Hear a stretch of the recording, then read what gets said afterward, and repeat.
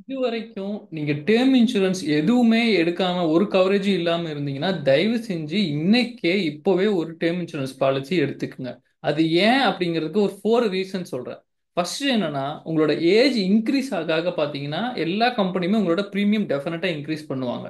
ரெண்டாவது, எந்த ஒரு கவரேஜும் இல்லாம இருந்தீங்கன்னா உங்களோட ஃபேமிலியை நீங்க ரிஸ்கில் வச்சுக்கீங்க. உங்களுக்கு ஏதாவது ஆயிடுச்சுன்னா உங்க ஃபேமிலி என்ன பண்ணுவாங்க அப்படிங்கிறத யோசிச்சு பாருங்க.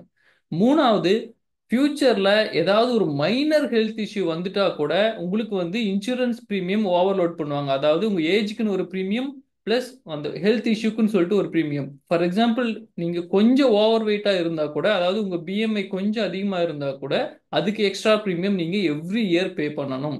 நாலாவது, ஏதாவது ஒரு மேஜர் ஹெல்த் இஷ்யூ வந்துருச்சு அப்படின்னு அவங்க கம்பெனி சைடில் சொல்லிட்டாங்கன்னா உங்களுக்கு எந்த கம்பெனியுமே வந்து இன்சூரன்ஸ் பாலிசி, அதுவும் டேர்ம் இன்சூரன்ஸ் பாலிசி கொடுக்கவே மாட்டாங்க. ஸோ இந்த 4 காரணத்துக்காக தயவு செஞ்சு இது வரைக்கும் நீங்க இன்சூரன்ஸ், அதாவது டேர்ம் இன்சூரன்ஸ் போடலைன்னா இன்னைக்கே போட்டுருங்க. உங்க ஃபேமிலியை ப்ரொடெக்ட் பண்ணுங்க. முடிஞ்ச வரைக்கும் சேவ் பண்ணுங்க.